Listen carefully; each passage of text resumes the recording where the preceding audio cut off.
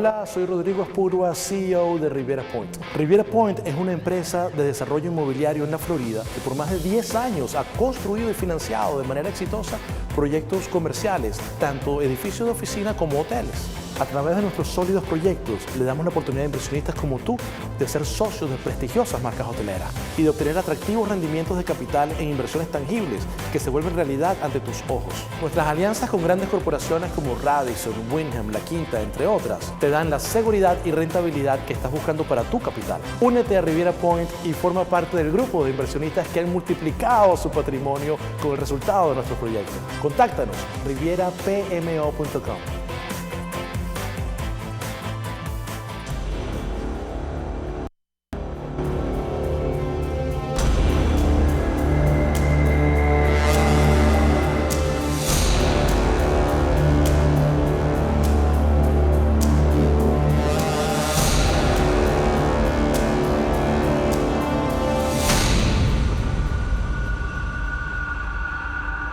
Agárrate con Patricia Poleo, opinión estremecedora.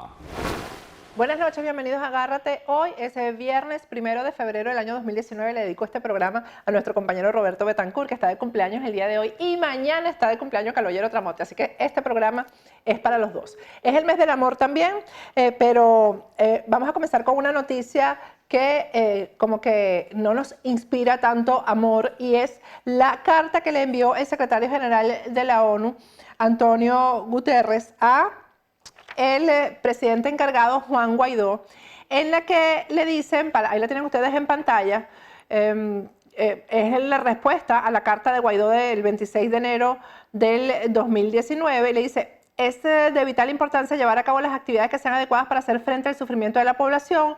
Varias agencias de las Naciones Unidas están ya trabajando en Venezuela. Las Naciones Unidas están preparadas para incrementar sus actividades en Venezuela en las áreas de asistencia humanitaria y de desarrollo en la medida de los recursos disponibles. Para ello, las Naciones Unidas necesitan, sin embargo, contar con el consentimiento y la cooperación del gobierno. Quisiera señalar al respecto que no le corresponde a la Secretaría, sino a los Estados miembros, reconocer a los gobiernos de otros países. En sus relaciones con los Estados miembros, la Secretaría deberá, por tanto, respetar las decisiones de los órganos intergubernamentales, en particular de la Asamblea General y del Consejo de Seguridad. Aprovecho la presente comunicación para reiterar mi disponibilidad para imponer mis buenos oficios a solicitud de las partes para ayudar a lograr una solución política a la presente crisis. Bueno, una carta más o menos negando, porque se podría decir de esta manera, la ayuda humanitaria que había solicitado Juan Guaidó. Buenas noches, Milo, ¿cómo estás? Muy bien, Patricia, contento de estar en tu programa. Y yo feliz. Feliz. Además tenemos al representante del gobierno de Juan Guaidó en Brasil, vía telefónica.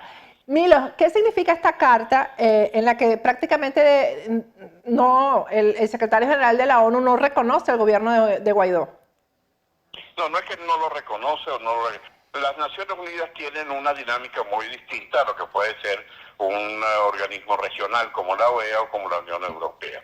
En Naciones Unidas, en el año cuando se creó las Naciones Unidas, se creó un mecanismo en donde es un organismo intergubernamental, en donde reconoce gobiernos independientemente de que sean gobiernos que emergen de una dictadura o de una utilización de mecanismos absolutamente contrarios. Reconoce un país, un voto. 193 países. Y hemos tenido casos en donde cuando se han roto un país resquebrajado, tú tenías que entrar dentro de la Asamblea General una Corea del Norte y una Corea del Sur, una República Democrática Alemana y una República Federal Alemana cuando existía. De manera que el ámbito de Naciones Unidas reconoce a gobiernos que han sido admitidos por la Asamblea General en los mecanismos que hay ahora. Pero eso no significa que las Naciones Unidas no estén respaldando, por ejemplo, en el tema de la ayuda humanitaria, que ha sido tan extraordinariamente importante a raíz del colapso, de la crueldad, de la indiferencia de un gobierno usurpador. Han venido ayudando. No han podido entrar a Venezuela porque paradójicamente es el único país en el mundo que no reconoce la realidad de la hambruna, que no reconoce el colapso hospitalario, que no reconoce que no se encuentran medicinas, A lo mejor la nomenclatura no siente esa necesidad porque ellos no la tienen, pero el pueblo venezolano sí la tiene. Entonces toda esa ayuda ha sido canalizada a través de organismos de Naciones Unidas como la ACNUR, el Alto Comisionado de Naciones Unidas para los Refugiados, donde en Cúcuta, donde en Boavista, donde en otros países de la región, donde han llevado cientos de miles de venezolanos pobres que han sido remediados. Y lo mismo diría que la solidaridad internacional frente al drama, que es absolutamente imposible de esconder, han dado una hermosa solidaridad, expresión de hermosa solidaridad con los venezolanos. Claro, si las Naciones Unidas con la ayuda alimentaria, la ayuda humanitaria, quisieran cruzar las fronteras y la posición de la dictadura que tenemos rechaza el ingreso, es muy difícil que las Naciones Unidas puedan,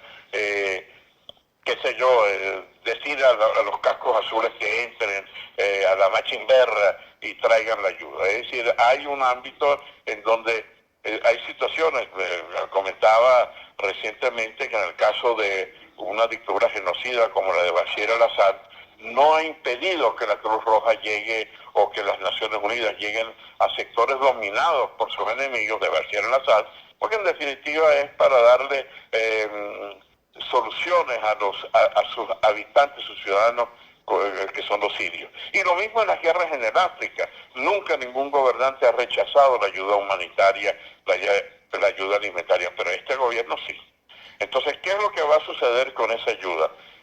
Bueno, hay algunos que plantean que sí habría necesidad de un corredor humanitario, de una intervención para la ayuda humanitaria de tipo militar, pero yo considero que eso, desde el punto de vista de Naciones Unidas, es muy difícil porque el único organismo que puede realizarlo es el Consejo de Seguridad, que es el único que tiene la potestad del uso legítimo de la fuerza. De manera que, ¿qué va a pasar con esa ayuda? Bueno, la van a recibir los venezolanos, pero ¿dónde? En Cúcuta, los venezolanos pobres que han emigrado en Boavista, en Perú, en Ecuador, pero lamentablemente los que sufren y que es la causa que ha hecho que millones de venezolanos emigren, bueno, no van a recibir, porque es la manipulación que el gobierno ha hecho para tratar de manipular la pobreza a través de las cajas CLAP o mecanismos similares. De manera que es triste. Ahora, el desgaste del gobierno va a ser, imagínate tú cuando lleguen toneladas de comida, toneladas de medicina en la frontera y los militares venezolanos digan no aceptamos esa ayuda humanitaria. Sería muy triste y creo que sería otra raya más para el inconfort de sobre todo los más pobres frente a una situación absurda, yo diría desequilibrada en unos términos en donde hay voluntad de ayuda humanitaria, pero que el gobierno no quiere aceptar. Bueno, habría que ver en ese momento si de verdad los militares en la frontera se van a negar, porque cada uno de ellos debería estar necesitando esa comida y esas medicinas que van a entrar, Milo, la mayoría. Muy buena reflexión y yo creo que ese es uno de los elementos tan explosivos que está viviendo Venezuela hoy. La implosión de altos funcionarios del gobierno. Cuando uno va a las dependencias oficiales, Patricia, que tienen un cuadro y dice aquí no se habla más de Chávez y unas fotos de Maduro en todas las formas y tal, pero uno nota que ese funcionario público atiende a la gente de oposición con afecto, con cariño.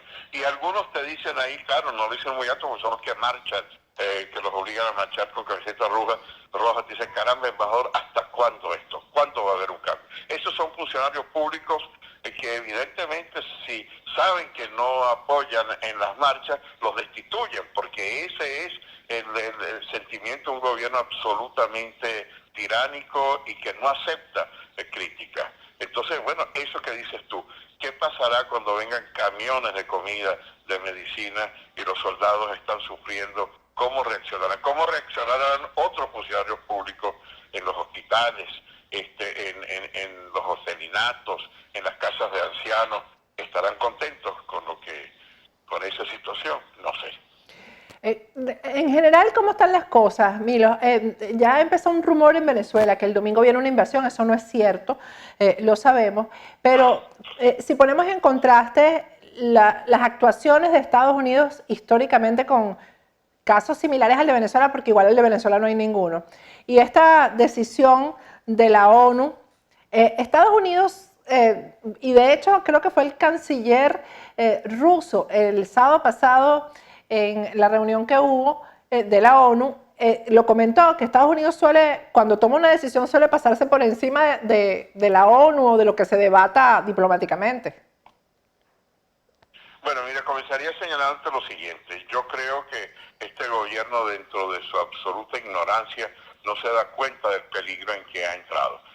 Con el presidente Trump, y eso se ha repetido mucho, dice que todas las opciones están en la mesa. No quiere decir que eso es ya una invasión anunciada. Las invasiones no se anuncian, ¿no? Entonces, decir, mire, el 13 de abril invado, no, eso no. ¿Cuándo es que hay una invasión? Cuando hay una violación en la que puedan correr riesgo. Por ejemplo, lo han dicho muy claro, si los diplomáticos venezolanos, americanos que están allí porque lo pidió el presidente interino, son hostigados o su situación es puesta en peligro, la de ciudadanos americanos, como en Irán, por ejemplo, cuando los ayatolás, ahí hay una advertencia, o como lo que sucedió en otras partes de manera que eso va a depender mucho de la torpeza del gobierno. Pero hay el único organismo que tiene la posibilidad legítima del uso de la fuerza es el Consejo de Seguridad. Entonces el gobierno debería darse cuenta que ya en 3 oportunidades ha sido pasado al Consejo de Seguridad. Es verdad que hay los bemoles, los rusos, los chinos, pero los rusos y los chinos estaban en desacuerdo con la invasión a Libia, pero cuando se votó, sencillamente no opusieron el veto y estuvieron silenciosos y permitieron que las fuerzas que se conformaron derrocaran a Gaddafi. Ahora, eso va a depender mucho del gobierno, porque eso de estar sacando el machete como Noriega y trotando con los milicianos y señalando, no puedes estar pellizcando los tigres durante varios años y pensar que en un momento determinado sí ponen en riesgo intervengan. Y hay otro concepto, además del Consejo de Seguridad, que es la legítima defensa. Si hay una intervención porque ponga en riesgo al presidente interino, a los líderes que lo acompañan, a los diplomáticos americanos, y hay la torpeza, y la hay, porque hemos visto cómo masacran, hay 40 muertos en estas últimas manifestaciones, bueno, tendría que ponerse un suave en remojo, porque como decías tú, han habido, la situación nuestra es distinta, sí, pero en el fondo hay un rechazo a lo que ha sido Dejamos de oír de repente.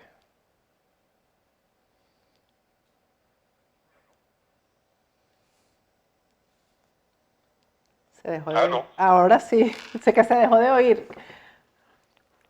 ¿En qué? No, que, estábamos en que, la última parte que se oyó, en que sí han ocurrido situaciones no iguales, pero similares, en que Estados Unidos ha tenido que intervenir.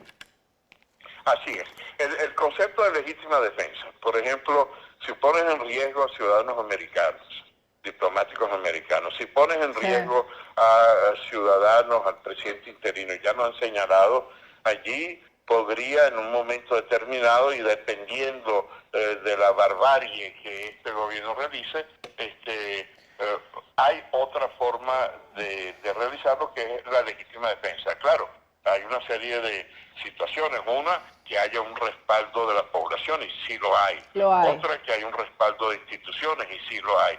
Entonces, claro, yo tendría mucha cautela, porque el gobierno no puede estar pellizcando al tigre norteamericano durante años y años y pensar, bueno, yo soy una suprapotencia y me enfrento con mi ejército, los Estados Unidos. Mira, con unos botoncitos terminan las operaciones. La verdad es que tendría que ser la prepotencia del poder, la megalomanía, y sobre todo la cuestión represiva puede ser un peligro, y todo depende de la actitud fundamentalmente del régimen usurpador que quiera enfrentarse a mantener a toda costa la posición incivilizada a la que ha llevado.